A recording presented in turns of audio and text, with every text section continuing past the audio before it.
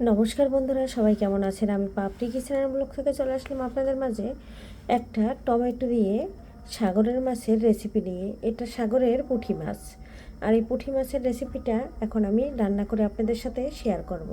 তবে টমেটোটা ধুয়ে নিয়েছি, এখন আমি ছোট করে কেটে নেব। আর মাছটা খুব সুন্দর করে ধুয়ে নিয়েছি, এখন আমি ভেজে হলুদ লবণ দিয়ে ভেজে নেব। তবে সঙ্গে থাকুন, সাথে থাকুন আর দেখতে থাকুন। আর আমার চ্যানেলটা আপনারা সবাই শেয়ার সাবস্ক্রাইব করে সঙ্গে থাকুন এবং আমার ভিডিওগুলো দেখবেন, কেমন লাগবে লাইক শেয়ার কমেন্ট করতে ভুলবেন না। এই সামুদ্রিক মাছ আমাদের শরীরের জন্য খুবই উপকারী। সামুদ্রিক মাছে আছে প্রচুর আয়রন। আয়রন কিন্তু আমাদের শরীরের সবাই ঘাটতির অভাব আছে। যাদের থাইরয়েডের সমস্যা আছে তারা কিন্তু প্রচুর পরিমাণে সামুদ্রিক মাছ খেতে পারেন। সামুদ্রিক মাছে আয়রন আছে, আর এতে আছে লবণাক্ত, মানে নোনা জলের মাছ, তাই আছে লবণাক্ত। আর লবণাক্ত জিনিস খেলে আয়রন কিন্তু মানে শরীরে আমাদের খুবই দরকার।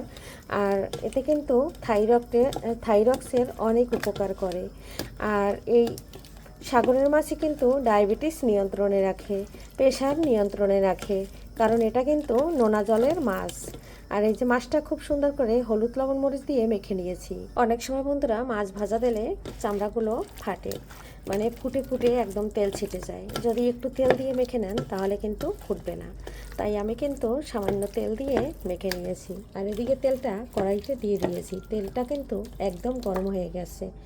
আর এই যে দেখুন, তেল কিন্তু গরম হতে একটু বাকি নেই। এখন আমি এক এক করে মাছ দিয়ে দেবো। এখানে 8টা মাছ আছে, আমি 2বারে ভেজে নেব। আর আমি কিন্তু হাতে ধরে ভিডিওটা তৈরি করি, হয়তো একটু নড়তে পারে। সবাই একটু আমার ভিডিওগুলো ক্ষমা সুন্দর দৃষ্টিতে আপনারা দেখবেন। মাছটা একটা পাশ ভাজা হয়ে গেছে, আর একটা পাশ আমি ভেজে নিচ্ছি। আর আমি কিন্তু সব ভিডিওগুলো এই যে রাত্রের দিকে বানাই। এখন কিন্তু রোজার মাছ, এখন বাজে 3টা। এই 3টার টাইমে কিন্তু ভিডিও আমি প্রতিদিন করে মানে বানাই থাকি। মাছটা খুব লাল করে ভেজে নিয়েছি, এই যে তোলা। এখন আমি তুলে নেব।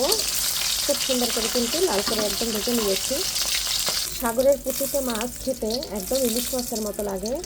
আমি 2টো মাছ তুলে নিয়েছি, আবারও 2টো মাছ তুলে নিচ্ছি, আবারও 4টা মাছ দিয়ে দিচ্ছি। এই মাছটা ভাজা হইলে তারপরে কিছু মশলাটা খুব সুন্দর করে কষিয়ে নেব। তুলে নিয়ে এখানে আমি পেঁয়াজ দিয়ে দেবো ফোড়নে, দিয়ে দিচ্ছি ফোড়নে দিয়ে একটা জিরা, আর দিয়ে দিচ্ছি কালো জিরা। এখানে আমি ফোড়নে দিয়ে দিলাম শুধু কালো জিরা আর জিরা। আর এখন আমি পেঁয়াজ মরিচটা খুব সুন্দর করে ভেজে নেব। সামুদ্রিক মাছ রান্না করতে বেশি একটা মশলা ব্যবহার করতে হয় না, তাহলে যে একটা ফ্লেভার আছে সুন্দর ইলিশ মাছের, সেটা নষ্ট হয়ে যায়। তাই শুধু আমি এই যে পেঁয়াজটা দিয়েই রান্না করে নেব। পেঁয়াজটা কিছুটা ভাজা হইলে এখানে দিয়ে দেবো একটু গরম জল। আর গরম জল দিয়ে ওর ভিতরে যে মশলাটা লাগবে সেটা সম্পূর্ণ দিয়ে দেবো। পেঁয়াজটা নরম হয়ে গেছে, এখানে একটু গরম জল দিয়ে দিচ্ছি। পরিমাণ অনুযায়ী মশলা দিয়ে দেবো। এখানে দিয়ে দিচ্ছি মরিচ, দিয়ে দিচ্ছি ধনিয়া জিরার গুঁড়া, আর দিয়ে দিচ্ছি হলুদ। এখন দিয়ে দিচ্ছি লবণ। সব মশলা দেওয়া হয়ে গেছে। এখন আমি একটু নেড়ে ছেড়ে নিচ্ছি। মশলাটা দিয়ে ভালো করে কষিয়ে নেব। কষিয়ে টমেটোগুলো দিয়ে আবার একটু কষিয়ে নেব। বন্ধুরা, এই যে দেখুন মশলাটা কিন্তু কষানো হয়ে গেছে। এই পর্যায়ে দিয়ে দেবো কেটে রাখা টমেটো। টমেটোটা দিয়ে দিচ্ছি। টমেটো দিয়ে এলে পরে অনেকটা জল বের হবে। এখন আমি এটা ঢাকনা দিয়ে ঢেকে কষিয়ে নেব। এখানে এখন কোনোভাবে আমি জল দিচ্ছি না। ঢাকনা দিয়ে 5 মিনিট ঢেকে কষিয়ে নেব। করে চলে আসলাম। এই যে দেখুন টমেটোটা আমার একদম সিদ্ধ হয়ে গেছে। আর এখন আমি একটু নেড়ে ছেড়ে দিচ্ছি। টমেটোটা সিদ্ধ হয়ে গেছে। এখন এখানে অল্প জল দেব। আর মশলাটাও আমার একদম কষানো হয়ে গেছে। এই যে জলটা একদম দিয়ে দিয়েছি। আর এখন আমি একটু নেড়ে ছেড়ে দিচ্ছি। আর এখানে কিন্তু গরম জল ব্যবহার করেছি। টমেটোটা গরম জল দেওয়ার লগে লগে কিন্তু একদম ফুটে উঠেছে। এই পর্যায়ে দিয়ে দেবো ভেজে রাখা মাছ। এক এক করে ভেজে রাখা মাছগুলো দিয়ে দিচ্ছি। আর আমি কিন্তু একদম কড়া করে ভেজে নিয়েছি। সবগুলো মাছ কিন্তু আমি দিয়ে দিয়েছি। এখানে 8 পিস মাছ আছে। এখন দিয়ে 5 মিনিট রান্না করে একটু ধনেপাতা দিয়ে নামিয়ে নেব।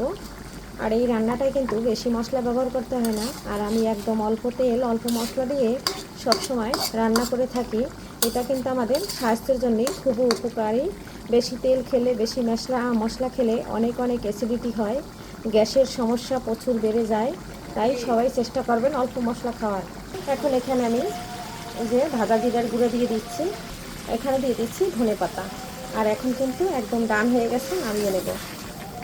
আর রান্নাটা কেমন লাগলো বন্ধুরা, অল্প মশলা দিয়ে একদম জানাতে ভুলবেন না। আর আমি কিন্তু অনেক রাত্রে রান্না করি, চোখে থাকে ঘুম, তার জন্য হয়তো একটু কথাবার্তা ভুল হয়। এটার জন্য আমাকে একটু ক্ষমা সুন্দর দৃষ্টিতে দেখবেন। আর কারণ আপনারা সবাই যদি আমার ক্ষমা করে ভিডিওগুলো দেখেন তাহলে ভালো লাগবে, কারণ মানুষ মাত্রাই ভুল হয়, আর আমার কিন্তু অনেক ভুল থেকে থাকে। আর সেগুলো না আপনারা ক্ষমা সুন্দর দৃষ্টিতে দেখবেন। আমার রান্নাটা একদম ডান হয়ে গেছে, এখন নামিয়ে নেব। ফাইনালি কিন্তু আমার রান্নাটা একদম রেডি, আর নামিয়ে নিয়েছি। কেমন হয়েছে কমেন্ট করতে ভুলবেন না, আর লাইক শেয়ার সাবস্ক্রাইব করে দেবেন সবাই আমার চ্যানেলটাকে। আর কে কোথা থেকে দেখছেন অবশ্যই জানাবেন। আজকের মতো বিদায় নিচ্ছি, সবাই ভালো থাকুন, বাই।